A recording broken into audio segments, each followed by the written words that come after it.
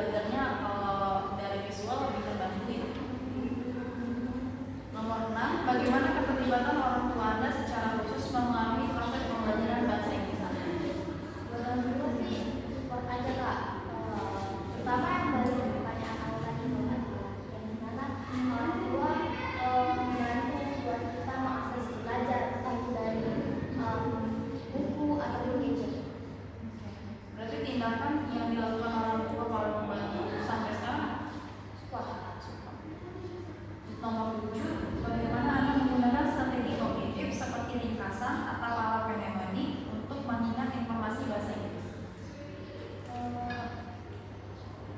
Sering bikin mind map for evaluasi atau singkatan dari aneh biar gampang hafal programmernya.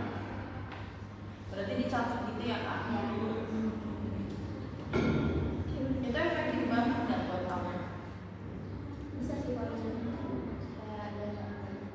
Lebih efektif ya. Lanjut nomor 8, bagaimana regulasi diri dalam merencanakan dan mengevaluasi pembelajaran bahasa Inggris mengurangi kemajuan Anda? bikin jadwal kak. Apalagi mau padahal sekarang di HP ini kan udah ada yang namanya apa sih kak? Duolingo. Itu membantu banget juga kak. Berarti tiap harinya main 2000 gitu ya kak? Jarang sih, tapi ada aja. Lanjut nomor 9, bagaimana Anda mengelola emosi Anda seperti mengurangi kecemasan untuk menunggu proses pembelajaran bahasa Inggris Anda? Break Break dulu gitu ya, tarik nafas ya. nanti break lagi. Kalau misalnya nggak bisa ngatur emosi dengan baik saat belajar gimana? Gak ada sih. Nggak ada komunikasi. Lanjut nomor 10, bagaimana interaksi kolaboratif dengan teman sebaya mempengaruhi proses pembelajaran bahasa Inggris Anda? Sering latihan ngobrol aja kak. Dan kalau ada tugas buat maju ke depan ini kak, apa ya namanya? Presentasi. Bukan presentasi, kayak satu-satu itu ada tes bahasa Inggrisnya ke depan. Kemarin itu kayak gitu. Iya. Ke depan. Kalau sama temen ini kayak saling koreksi aja, ini ada yang salah nggak sih penyebutannya? Berarti